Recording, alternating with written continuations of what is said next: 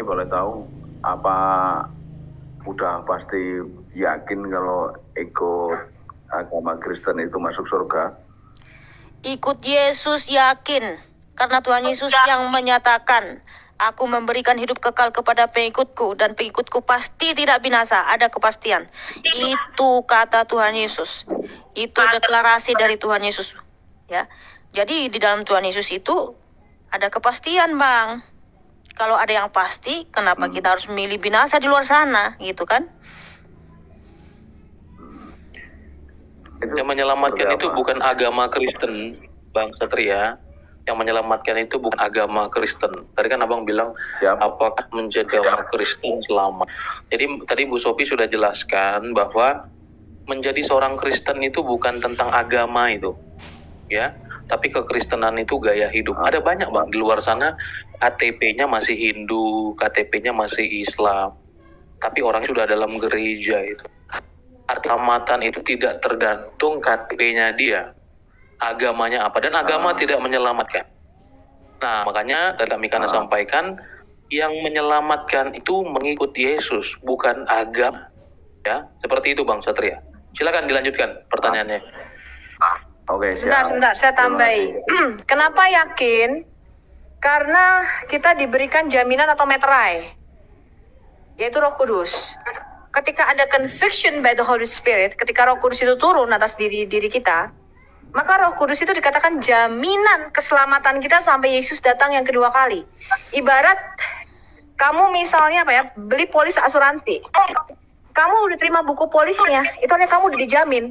Mau masuk rumah sakit, mau mati, mau pasti keluar. Pasti. Kenapa? Karena udah punya jaminannya. Itu udah guaranteed. Nah, itulah Roh Kudus. Ya, dikatakan Roh Kudus itu lo meterai jaminan keselamatan kita sampai Yesus datang yang kedua kali. Gitu, Pak. Makanya saya tahu bagi orang-orang yang di luar Kristen belum menerima Yesus, tidak pernah dengar Roh Kudus, mereka nggak punya Roh Kudus, ya pasti nggak yakin selamat apa enggak. Kenapa? Lah jaminannya nggak ada. Sama kayak lu ke rumah sakit, lu kagak punya polis asuransi, kalau lu nggak punya asuransi, gimana lu bisa yakin bakal mau dibayarin? Rumah sakitnya polis asuransi nggak punya. Tapi kalau lu punya polis, lu punya kartu kesehatan, lu punya asuransi, masuk aja lu pasti nih, kasih nih, plek. Kenapa? Gua udah dijamin. Gitu, ya? Oh, berarti ini dari keterangan bapak-bapak tadi ini berarti bukan dari agamanya ya? Dari bukan kita nganut agama Kristen terus itu jaminan masuk surga gitu kan?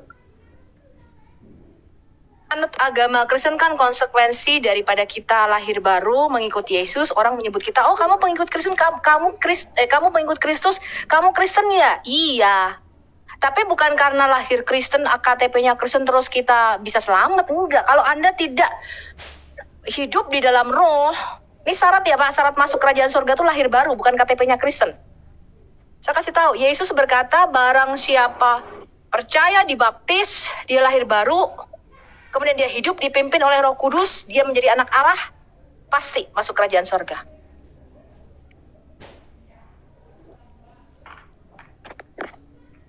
Ya berarti belum tentu semua orang Kristen itu masuk surga, gitu? Orang Kristennya bagaimana dulu? Kristennya dari lahir emang dia dari keluarga Kristen nggak punya pilihan? Orang Kristen pasti masuk surga, ya itu.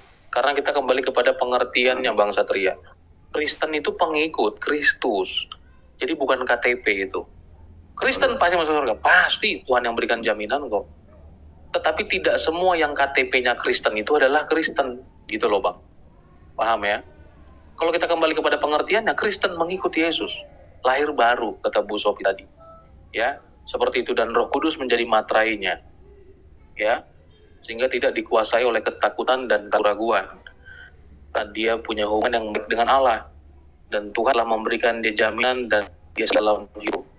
Tapi ada orang ya wes Kristen, ya pokoknya mama Kristen ya aku Kristen, ya hanya Kristen toh gitu loh, hanya KTP-nya doang gitu. Tapi orangnya nggak Kristen, karena pengertian Kristen tadi ikut Yesus tuh. Orangnya tidak Kristen, KTP-nya Kristen, gimana itu? Apa gunanya Kristen masuk KTP masuk surga? Nggak ada gunanya. Orang yang tidak masuk surga ngapain? Gitu loh. Emang masih ada bang di situ mengikut agama punya KTP Kristen tapi nggak ngikut agama Kristen, masih ada? Banyak bang. Oke. Makanya Yesus saja berkata begini bang. Tidak semua yang berseru kepadaku Tuhan pada yang melakukan kehendak Bapa. Jadi ingat bahwa masuk surga itu ya memanggil Yesus sebagai Tuhan, mengaku Yesus sebagai Tuhan, plus melakukan pekerjaan yang Tuhan kehendaki. Seperti itu. Jadi ya Tuhan Kristen, Yesus, tapi kehidupannya tidak mencerminkan apapun. Ya, seperti itu. Nah, jadi itu tentu orang akan melihat gitu ya. Akan ada keanehan ketika seorang saya dengan saja. Ya. Nah, jadi kalau misalnya sorry itu saya ya Bang ya, misalnya gini, bapak mamanya putih. Mohon maaf nih, saya bukan mau rasis. Bapak mamanya putih, anaknya hitam, blas hitam.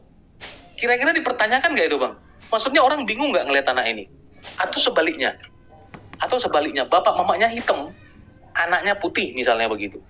Sekalipun ada fenomena seperti itu. Tapi kira-kira orang bertanya-tanya nggak itu? Ini nggak sesuai dengan bapak mamanya gitu. Ini nggak sesuai dengan profil orang tuanya ini. Anaknya siapa kira-kira? Atau bapak mamanya mancung, anaknya pesek. Ya? Atau bapak mamanya pesek, anaknya mancung. Itu akan menjadi aneh di mata orang. Kok begini sih? Gitu loh. Ini anak siapa? Orang akan bertanya-tanya. Nah, oleh karena itu ketika seorang Kristen hidup tidak sesuai, ya, hidup tidak sesuai dengan perintah Allah, orang akan bertanya-tanya, ya, kok ini nggak sesuai kehidupannya, ya, agak aneh. Itu ilustrasi untuk menggambarkan keanehan. Klimaks saya pada ilustrasi itu keanehan. Maka orang yang hidup dalam Kristus, Yesus berkata bahwa barang siapa melakukan kehendak Bapakku, Yohanes 1 ayat 12, barang siapa menerimanya diberi kuasa menjadi anak. Udah anak, jangan aneh. Harus kita melakukan seperti apa yang Bapak kita mau. Ya, supaya orang ngelihatnya nggak aneh. Loh, orang Kristen rek kok ada di tempat karaoke, orang Kristen rek kok ada di tempat mohon maaf esek-esek, orang Kristen nggak sesuai, begitu loh. Ya. Seperti kita itu Kristen kok silakan. Iya. Emang kalau orang Kristen ada larangan-larangan yang tidak diperbolehkan oleh Yesus? Ada Pak, nggak boleh berbuat dosa. Seperti apa? Banyak Pak, dipimpin Roh Kudus, makanya nggak Bapak boleh harus dipimpin Roh poligami, Kudus dulu. nggak boleh Nggak boleh nikahan anak kecil. Iya, nggak boleh merampok, banyak lah semua yang Nggak boleh korupsi. ya nggak boleh Jadi gini ya, korupsi, nggak boleh judi. Ya, Alkitab mengatakan Yang bertentangan dengan pemburit, kasih. pencuri, perampok, pembunuh, apalagi tuh. Itu tidak akan masuk Pak dalam kerajaan surga. Walaupun dia itu pengikut agama Kristen, Iya, itu melakukan seperti itu nggak bakalan masuk surga gitu. nggak bakal. Karena artinya dia tidak menghasilkan buah sesuai dengan pertobatan. Dan itu akan dibakar dalam api, kata Yesus. Oh gitu. Berarti dari Yesus itu berarti belum menjamin buat pengikut agama Kristen atau Oh, itu? sudah dong. Sudah dong. Saya kasih Anda contoh ya Pak, seperti polis asuransi tadi. Bapak sudah dijamin. Betul, karena Bapak sudah punya kartu kesehatan, misalnya polis asuransi. Tapi tengah jalan Bapak berhenti bayar premi. Kira-kira keluar nggak Pak jaminan asuransi Bapak? Pak, Iya. Bapak udah lapse nih polis asuransinya. Nah, itu ibarat begini Pak, Bapak udah punya polis asuransi, udah dijamin pasti. Nanti kalau mati keluar nih 2 miliar gitu kan. Atau kalau masuk rumah sakit. Tapi setelah 3 tahun, Bapak berhenti bayar premi. Artinya Bapak berbuat dosa nih, nggak dibayar nih preminya, nggak setia bayar premi. Lah waktu mau diklaim, polisnya lapse. Tengah jalan, Bapak murtad. Tengah jalan berbuat dosa. Iya, nggak bisa Pak. Gitu. Ngeri ya Pak ya? Oh gitu, berarti ya siap, berarti tidak jaminan untuk masuk surga apabila melanggar dari dari agama Kristen itu tersebut gitu ya, larangan-larangannya gitu ya. Nggak ada larangan-larangan, Pak. Kalau kita tidak dipimpin oleh Roh Allah, kita tidak hidup di dalam Roh, ya nggak bisa. Misalnya nih, orang Kristen tapi homo, tapi ngakunya itu kan ada itu misalnya homo, gua kan boleh berhubungan seks dengan sesama jenis, tapi gua Kristen. Oh, nggak bisa itu, Pak. Alkitab sudah mengatakan banci pemburit masuk neraka. Saya minta maaf ya kalau ada yang tersinggung. Ini bukan masalah LGBT loh ya. Tapi Alkitab, saya mengasihi orang-orang LGBT. Tapi Tuhan mengasihi mereka. Tapi tidak dosa tidak ada kompromi. Bertobat. Tuhan mengasihi pelacur, betul. Bahkan salah satu murid Yesus yang paling setia itu mantan pelacur. Tapi dia bertobat, sungguh-sungguh hidup kudus dan hidup suci. Tuhan gak akan lihat masa lalu kita. Nah kalau dia, gue ikut Yesus ya, tapi gue masih melacur. Gue masih main sana, main sini, serong kanan, serong ke kanan, serong ke kiri. Gak bisa, Pak. Karena gini, Pak, kata Yesus. Artinya apa? Kamu mengaku dengan mulutmu dia Tuhan, menjadikan Yesus Tuhan, tapi hidupmu gak bersesuaian dengan pengakuan mulutmu. Itu namanya munafik. Dan orang-orang seperti itu tidak menjadi bagian dalam kerajaan sorga. Gak bisa. Kamu tidak terus gini. Ketika kita menerima Yesus sebagai Tuhan dan Juru Selamat, kita harus lahir baru, hidup baru. Gak boleh hidup dengan manusia lama kita yang penuh dengan dosa. Gak boleh, Pak. Gak boleh. Masih ngemplang duitnya orang, masih nipu. Gak bisa kayak gitu.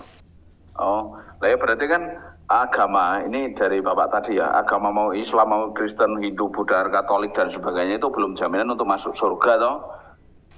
Bukan masalah itu, Pak. Kalau Bapak tidak menerima Yesus, Bapak itu tidak punya Roh Kudus. Karena syarat untuk Bapak bisa dipimpin oleh Roh Kudus, Bapak bisa menerima Roh Kudus adalah menerima Yesus sebagai Tuhan. Apa gunanya Roh Kudus, Pak?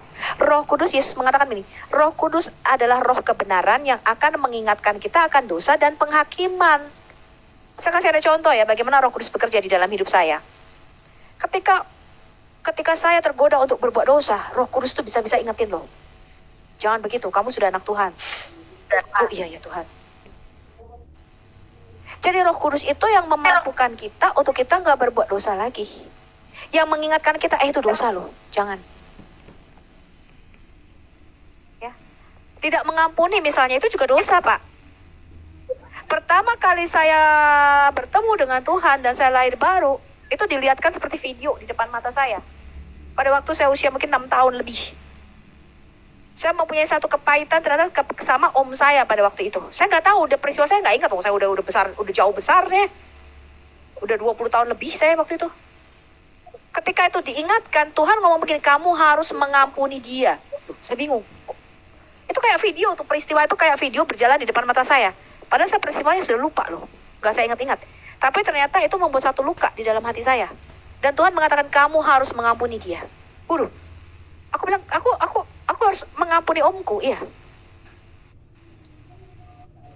Nah itu yang namanya lahir baru, Pak. Tidak bisa kita mengaku Yesus sebagai Tuhan, tapi kita tetap hidup di dalam manusia lama, tetap hidup berbuat dosa, nggak bisa. Iya, Nggak bisa. sakit hati aja nggak boleh. Ya berarti kalau Tuhan Yesus itu maha pengampun bukan?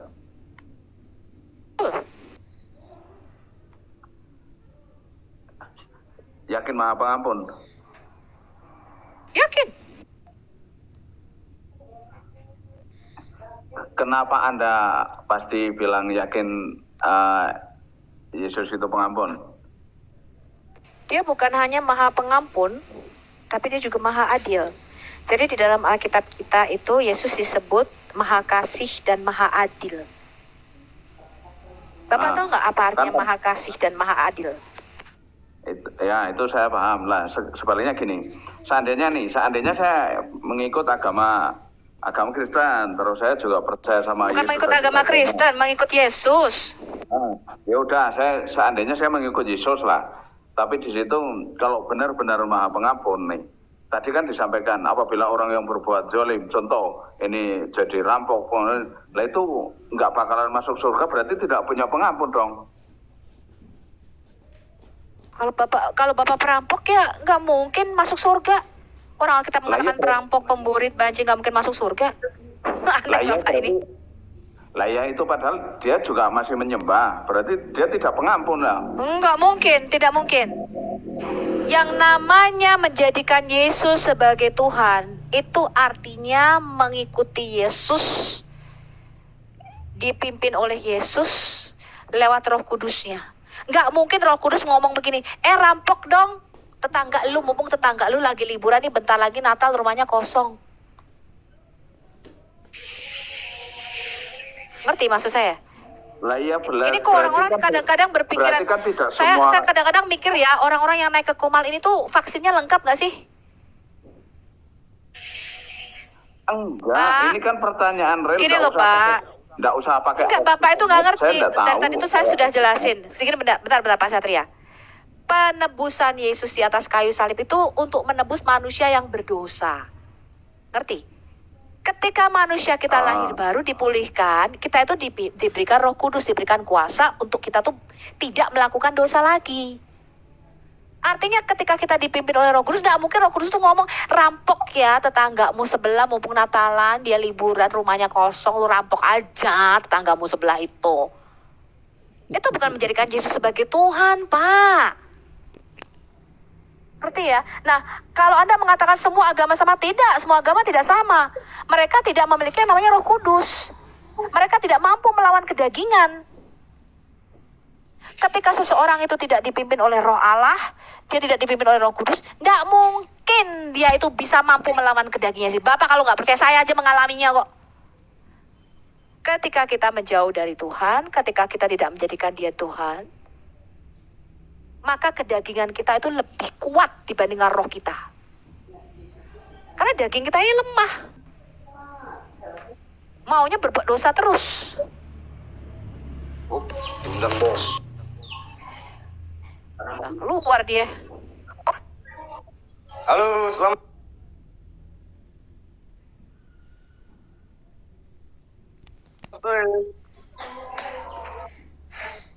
Selamat sore. Ya, kenapa Mujair? Apa ini Aljazair? Aljazair. Kamu nanya. Kamu tanya-tanya. Tanya apa kau? Udah makan belum kalian semua? Heboh kali kalian dari tadi.